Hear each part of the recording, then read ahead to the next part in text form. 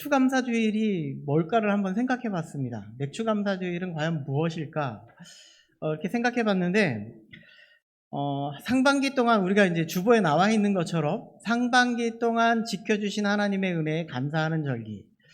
이렇게 이야기를 합니다. 근데 우리 성도님들은 어떤 은혜를 입으셨을까요? 어떤 그 전반기 동안 어떤 기쁨이 있으셨을까요? 저는 이 의미를 조금 그 두 가지로 한번 생각해 볼 수 있을 것이라고 생각을 합니다. 첫 번째는 무엇인가 하면, 우리가 조금 전에도 말씀드렸지만, 한 해 동안 하나님께서 나에게 어떤 은혜를 베풀어 주셨고, 어떤 기쁨을 주셨는지 돌아보는 절기가 이 날이고요. 나에게 이렇게 은혜를 베풀어 주셨네요. 라는 것을 돌아보는 절기라면, 또 하나는 다른 한편으로는 지금 지나온 것 말고 앞으로를 바라보는 거예요. 나에게 이제 앞으로 남은 6개월 동안에 나에게 어떤 은혜를 베풀어 주실까? 어떤 나에게 기쁨을 주실까? 이것을 돌아보는 절기가 바로 맥추감사절이다라고 이렇게 생각이 듭니다. 여러분들, 그래서 이 절기를 우리가 지나면서 우리는 기대를 하는 겁니다.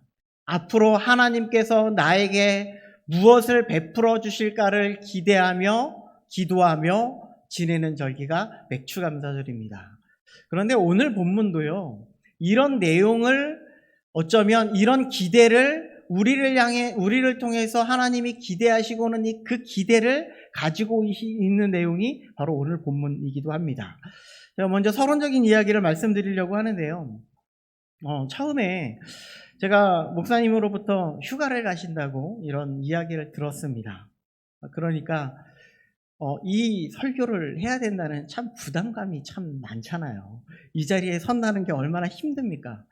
때가 왔구나. 작년에 일부 예배 설교를 했으니 일부 예배 설교 잘 준비해가지고 또 하면 되겠지라고 생각을 했는데, 갑자기 청청병력 같은 일이 벌어졌습니다. 2부 설교를 하라는 겁니다. 아니, 표면적으로 보면 시간만 다를 뿐이에요. 9시에 드리거나 아니면 11시에 드리거나 시간만 드리고, 성도님들이 조금 더 많을 뿐이죠. 일부에 비해서 한 3배 정도 많을 것 같습니다.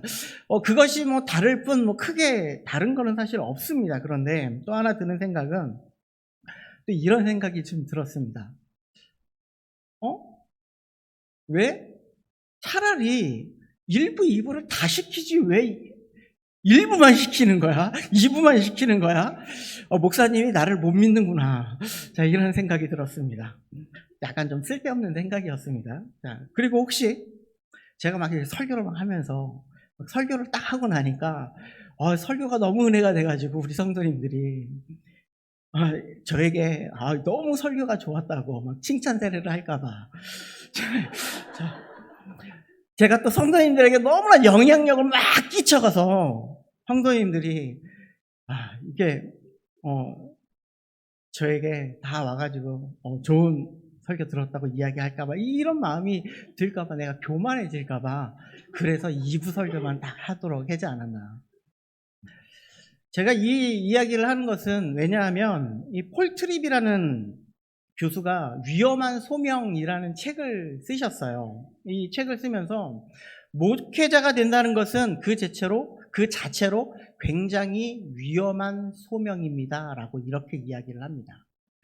왜냐하면 목회자가 되는 것 중에 가장 위험한 것이 무엇인가 하면, 이 직분상 연예인과 너무나 닮아 있기 때문에 그래요.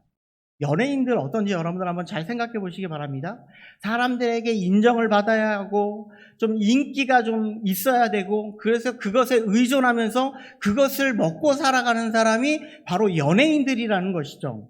그래서 연예인들은 인기가 떨어지면 자존감이 떨어져요. 내가 이제 쓸모없는 사람이 됐구나, 이런 생각이 든다는 거죠. 그리고 자신의 존재감조차도 흔들리게 되는 것이 연예인들이라는 거예요.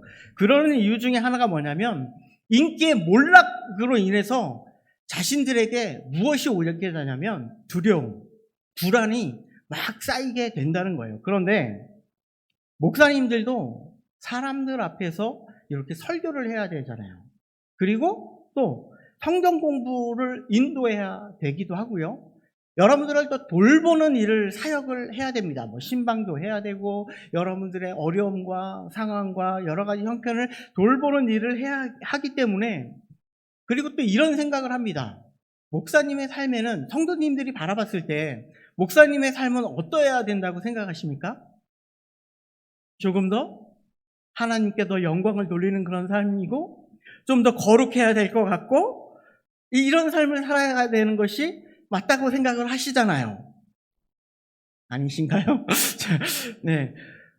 삶을 통해서 성도들이 목사님 내가 좀 존경할 만해 이렇게 느낄 정도로 좀 인정을 받아야 되는 것이, 그래서 사람들의 시선을 인식할 수밖에 없는 것이 바로 이 목사의 자리라는 것이죠. 사람들의 시선을 의식하지 않을 수 없는 자리가 이 자리이기도 합니다. 그렇다고 해서 또 인식하면서 목회를 하면 또 그것이 너무나 부담이 돼서 좀 안 될 것 같기도 합니다.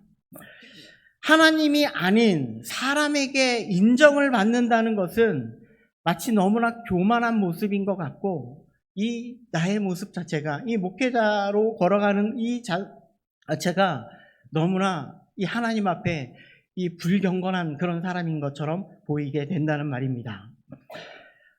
이 목회자는 왠지 하나님께만 인정받아야 될 것 같고, 또 동시에 사람들의 시선을 또 무시할 수 없는 것이 바로 목회자라는 것이죠. 그래서 이 폴 트립이라는 교수님은 이 목회자가 연예인과 같아서 이런 인기나 이런 모습에 연연하지 말아야 된다라고 이렇게 이야기합니다. 어쩌면 이 연예인보다 더 힘들고 어려운 길을 걸어가는 사람들이 바로 이 목회자다라고 이렇게 말하고 있다는 것이죠.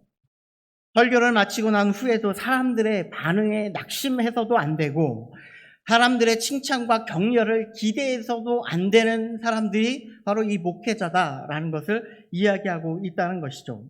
그런데요, 제가 이 설교를 딱 끝나고 나서 여러분들이 그냥 무심코 그냥 지나가면 제 마음이 얼마나 서운할까요? 자, 성도들의 이 칭찬이 인색할까요? 아니면 후할까요? 자, 한번 생각해 보시기 바랍니다. 인색합니까? 후합니까? 왜 인색할까요? 목사님들은 왠지 하나님께만 영광을 돌려야 하잖아요. 하나님만 높이는 그런 사람이잖아요. 그러니까 칭찬하면 교만해질 것 같아서 칭찬을 안 하시는 거잖아요. 그죠? 우리 성도님들이. 그래서 칭찬을 안 하려고 하는데, 그런데 이렇게 생각하는 이유 중에 하나가 바로 오늘 본문이 주고자 하는 내용 중에 하나이라는 겁니다. 오늘 본문이 요한복음입니다. 요한복음의 기록 목적이 무엇인지 혹시 아십니까? 요한복음 20장 31절 말씀을 방송실에서는 준비됐습니다. 우리 같이 한번 읽어보도록 하겠습니다. 자, 시작.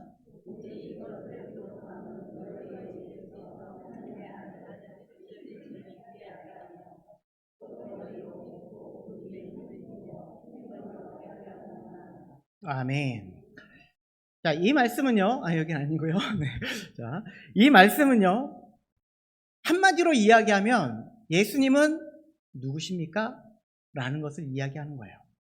이 예수님을 통해서 이 예수님을 어떻게 우리는 알 수 있습니까? 라는 것을 말하고 있는 것이고요.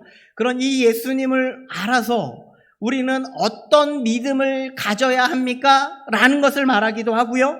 그리고 또한 그 예수 그리스도를 믿는 믿음으로부터 우리는 어떤 죄의 해방을 가져올 수 있습니까? 그리고 또한 그로 인하여서 우리는 어떤 생명을 얻을 수 있죠? 라는 것을 물어보고 있는 것이고요. 그것을 알려주는 책이 바로 요한복음이다 라고 이렇게 이야기하는 겁니다. 한마디로 예수님은 누구십니까? 이것을 너무나도 잘 알려주고 있는 책이 바로 요한복음이다 라고 말하는 것이죠. 조금 다른 말로 한번 해볼까요?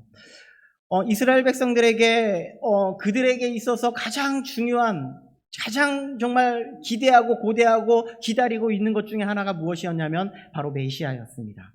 그리스도였습니다. 우리말로 말하면 구원자였습니다. 그들을 구원시켜주고 그들을 해방시켜주고 그들을 하나님의 놀라우신 은혜 가운데 살게 해주실 그런 분이 오실 것이다 라는 것을 계속 기대하고 그것을 알려주고 있는 책이 바로 요한복음이라는 거예요. 그래서 유대인들도 이것이 너무나 궁금해서 제사장들과 그리고 서기관을 보내서 이 요한에게 지금 보내고 있는 장면입니다. 19절을 보면 유대인들이 예루살렘에서 제사장들과 레위인들을 요한에게 보냈다라고 이렇게 말하고 있는데요. 이 여기에 있는 유대인들은 과연 누구일까요? 예루살렘에 머물고 있는 거로 보았을 때는 이 유대인들은 정말 이 중추적인 역할을 하고 있는 사람, 이스라엘 백성들에게 정말 중추적인 역할을 하고 있는 사람은 누구였냐면 바로 사내들인 공의의 사람들이었습니다. 그러니까 분명 이 유대인들은 사내들인 공의의 사람이었을 것이고요. 24절에 보니까 무엇이라고 이야기하냐면 그들은 바리새인들이 보낸 자들이다 라고 이렇게 말하고 있는 것을 봤을 때 이들은 또한 바리새인이었을 것이다 라는 것이죠. 사내들인 공의의 사람이면서 바리새인이었던 그들은 지금 요한에게 사람들을 보내서 요한이 누구인지에 대해서 묻고 있는 장면입니다. 왜 요한이 누구인지가 그렇게 궁금했냐면 혹시 이 요한이 자신들이 기다리던 그 메시아, 그리스도, 구원자가 아닐까라는 생각이 그의 마음속에 있기 때문에 이들을 보내서 확인시켜 주는 거예요. 제사장들과 서기관들이 어떤 사람이었냐면요, 하나님의 제사를 맡은 자였고, 그리고 서기관들은 하나님의 말씀을 연구하는 그런 사람들이었어요. 하나님의 말씀에 대해서 너무나 잘 알고 있었고, 하나님 앞에 드리는 제사에 대해서 너무나 잘 알고 있는 사람이 바로 서기관과 제사장들이었다는 거예요. 그렇기 때문에 이들이 가면 메시아에 대해서, 구원자에 대해서 너무나 잘 알고 있지 않을까라고 생각했기 때문이라는 겁니다. 그리고 또 한편으로는 자신들이 지금 제사를 드리는 그런 일을 맡고 있고, 그리고 하나님의 말씀을 전하고 하나님의 말씀을 감당하는 자들인데 내 자리가 위태하지 않을까라는 마음이 그의 마음속에 있었다는 겁니다. 그리고 이렇게 물어봅니다. 19절에요. 내가 누구냐? 당신 도대체 누구입니까? 당신의 정체가 도대체 누구입니까? 우리가 기다리는 그 구원자입니까? 라고 이렇게 묻고 있는 것이죠. 그런데 이 세례 요한은요, 너무나 단호하게 이렇게 이야기해요. 오늘 설교 제목 다 같이 한번 읽어보겠습니다. 자, 시작. 세례 요한이 이렇게 이야기해요. 나는 아니라. 나는 아닙니다. 요한이 그러면서 이야기하는 말씀이 바로 20절 말씀이에요. 우리 20절 말씀을 우리 함께 읽어보겠습니다. 시작.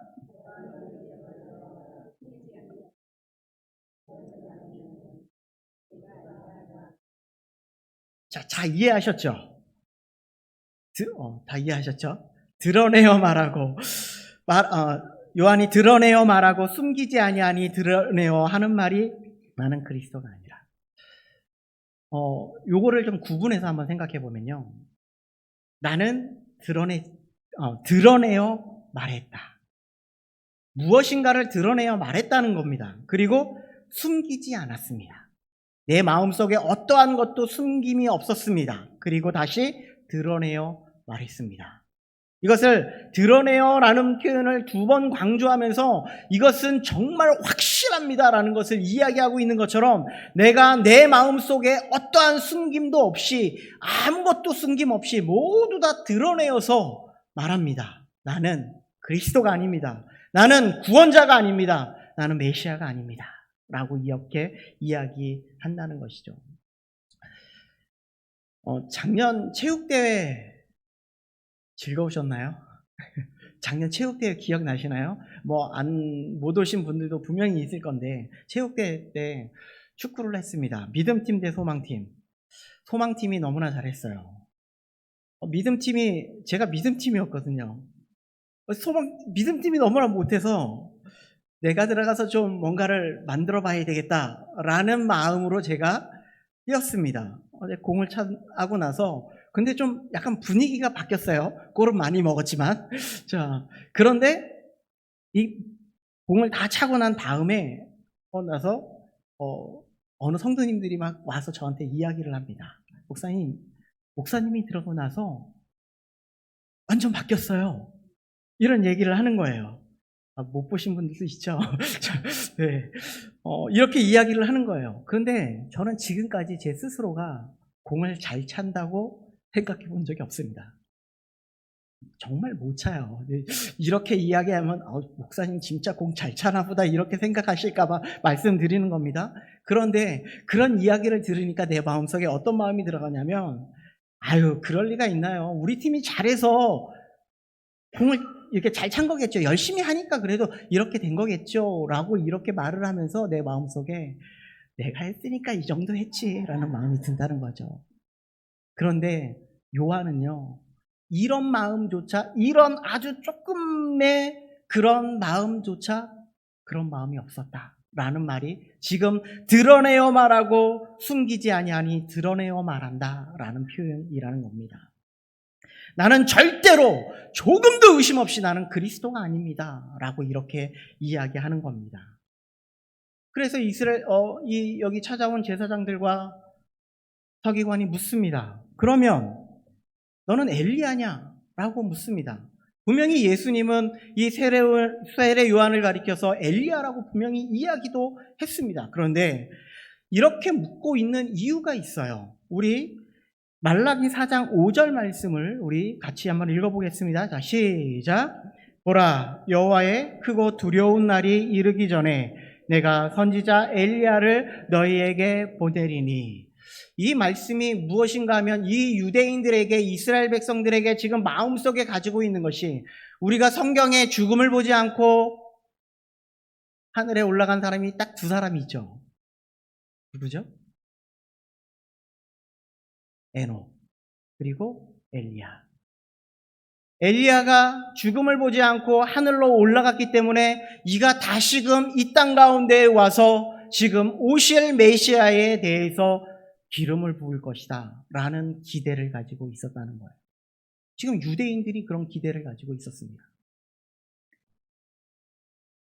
그런 기대를 가지고 있었기 때문에 이들의 의도는 이 엘리야가 오면 분명히 메시아가 왔을 것이다 라고 생각하고 있었기 때문이라는 거예요.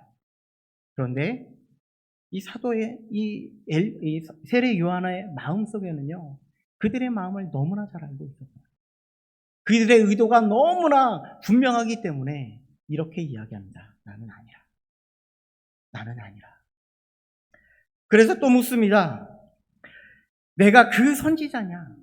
여기에서 선지자는 누구를 가리키냐면요, 신명기 18장 15절 말씀을 보면 이것도 함께 읽어볼까요? 자, 시작. 내 하나님 여호와께서 너희 가운데 내 형제 중에서 너를 위하여 나와 같은 선지자 하나를 일으키시리니 너희는 그의 말을 들을지어다. 모세가 나와 같은 선지자 하나라고 이렇게 말하고 있는 사람이 누구인가 하면 바로 그리스도이다. 바로 메시아이다. 우리를 구원할 자이다. 그렇기 때문에 그의 말을 들어야 된다라는 것을 모세는 이미 이 신명기에서 이것을 이야기하고 있었다는 말씀입니다. 그런데 유대인들은 정말 얼마나 이렇게 집요합니까? 구원자가 맞냐고 계속 물어보고 있는 거예요. 자, 몇 번 물어봤습니까? 모르세요? 자, 몇 번 물어봤는지 모르세요? 처음에 그리스도냐라고 물어봤죠. 그리고 두 번째 엘리야냐고 물어봤죠. 그리고 세 번째 선지자냐고 물어봤죠. 세 번 물어봤죠. 이스라엘 백성들의 3이라는 숫자는 완전수잖아요. 확실하게 정말 이것이 정말 진짜인지 아닌지를 분명하게 하기 위해서 지금 이 이야기를 하고 있는 거예요. 그랬더니 지금 세례 요한이 나는 아니에요, 나는 아니에요, 나는 아니에요 라고 이렇게 이야기하니 이 사람은 그럼 확실하게 아니겠구나 라고 이 마음속에 들었다는 겁니다. 여러분들 이 세례 요한을 어떤 사람이라고 생각을 하십니까? 세례 요한은 어떤 사람인 것 같아요? 이 세례요한의 이야기를 들으면서 당신은 그리스도도 아니고 당신은 엘리야도 아니고 당신은 그 선지자도 아니야. 나는 그런 사람 아닙니다. 정말 겸손한 것 같고 정말 엘리야로 왔음에도 불구하고 나는 아니라고 이야기하는 그의 모습을 보면서 정말 겸손한 사람이라고 생각하지 않으십니까? 그래서 제가 여러분들 세례요한처럼 겸손한 사람이 되십시오 라고 말하면 여러분들은 어떻게 대답하시겠습니까?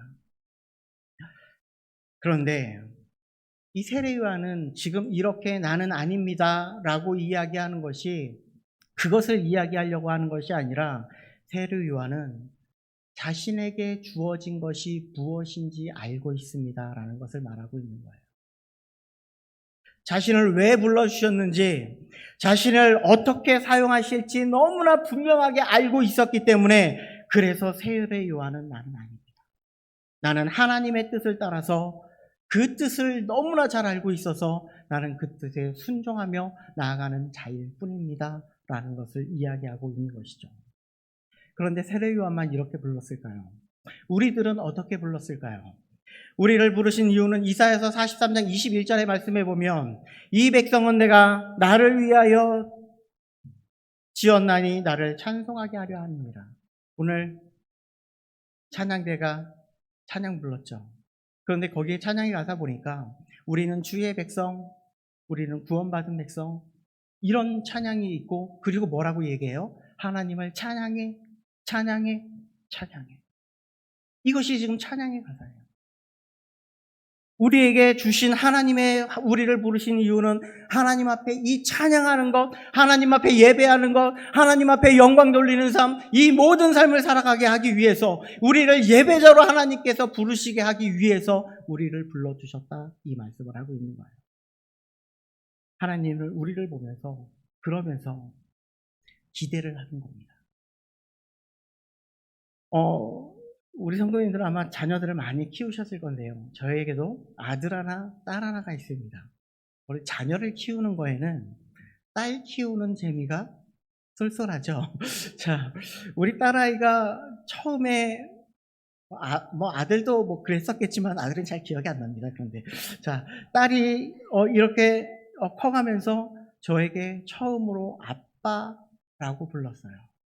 얼마나 기쁠까요? 그렇죠? 죄송합니다. 딸이 없으신 분들은 죄송합니다. 제가 생각해 보니까 딸이 없으신 분들은 이 마음을 모를 것 같아서 죄송합니다. 아빠라고 부릅니다. 그게 너무나 기대가 돼요. 그리고 유치원을 들어가고 학교를 들어가서 어버이날이라고 카네이션을 딱 만들어 왔어요. 그리고 그것을 가슴팍에 달아줘요. 나에게 종이로 만든 카네이션이지만 이거를 나에게 선물로 줬어. 나한테 가슴팍에 줬어. 이 아이를 보면서 어떤 마음이 들까요? 기대를 합니다. 이 아이가 또 나에게 무엇을 해줄까? 이 아이가 또 어떻게 나에게 기쁨을 줄 수 있을까? 이것을 기대하는 거예요. 그런데 하나님이 우리에게 이런 마음이라는 거예요. 하나님이 우리에게 이런 마음으로 우리가 하나님을 어떻게 찬양할지, 하나님 앞에 어떻게 예배할지, 하나님 앞에 어떻게 주님의 복음을 들고 나아갈지, 어떻게 주님의 복음을 통하여서 많은 사람들을 주님의 교회로 주님 앞에 하나님의 자녀를 세울지 그것을 기대하며 우리를 바라보고 계시다. 우리 성도님들의 삶 속에서 하나님의 이런 기대를 따라서 그렇게 살아갈 수 있는 그런 모든 성도님들 될 수 있기를 간절히 소망합니다. 그럴 때에 우리가 하나님의 온전한 예배자로, 그리고 전도자로, 그리고 주님이 기뻐하시는 자로 세움을 받을 수 있다는 겁니다. 자, 그런데 이 제사장과 서기관도 정말 대단한 사람들입니다.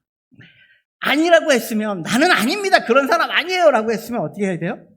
돌아가야 되잖아요. 그런데 뭐라고 이야기하냐면 다시금 세례요한에게 이렇게 묻습니다. 22절에 보니까 또 말하되 누구냐?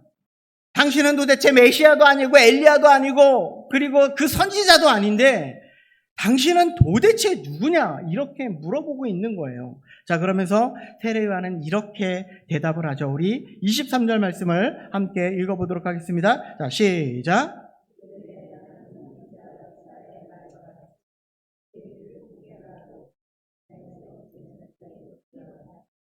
요한은 이렇게 얘기해요.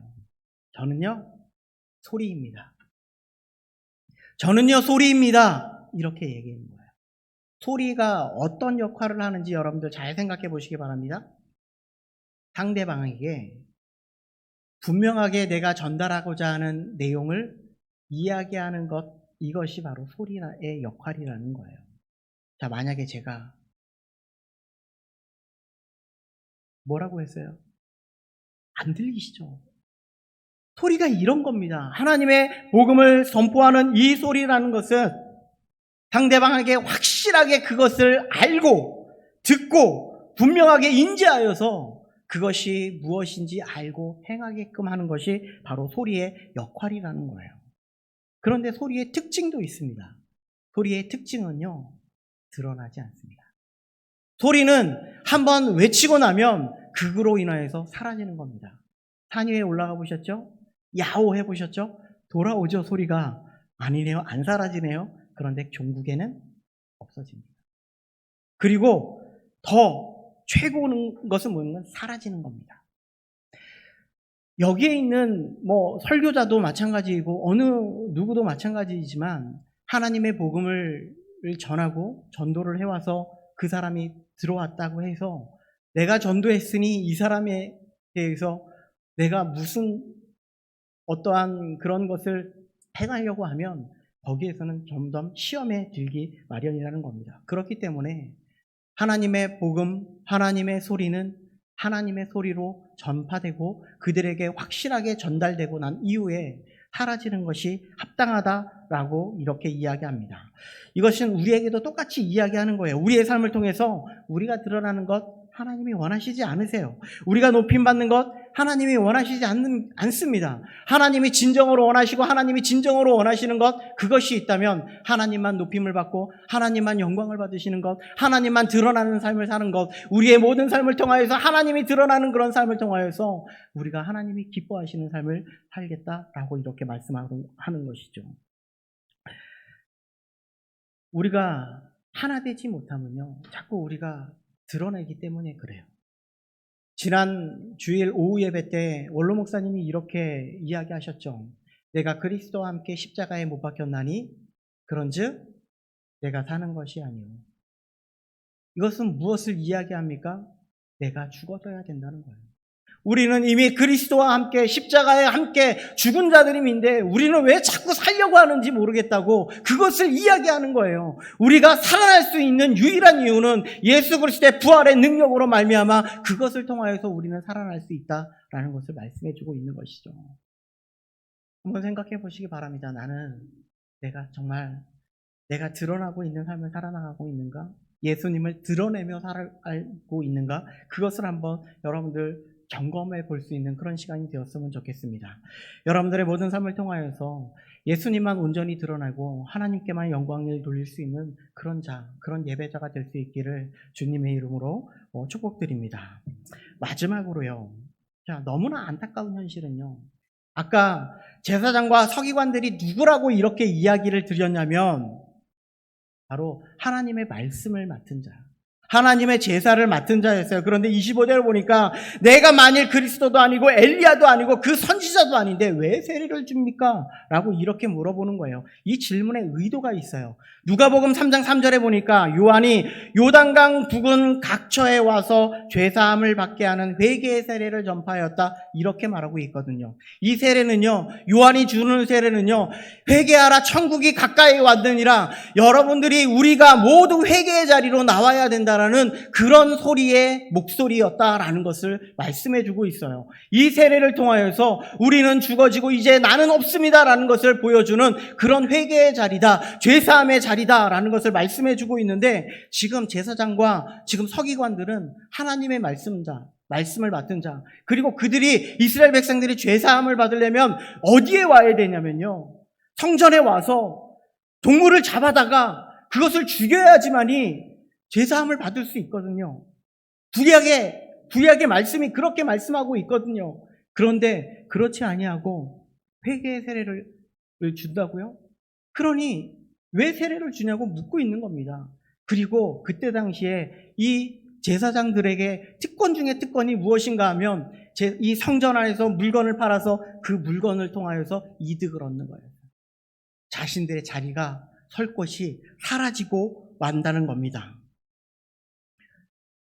세례 요한이 그래서 이렇게 이야기합니다.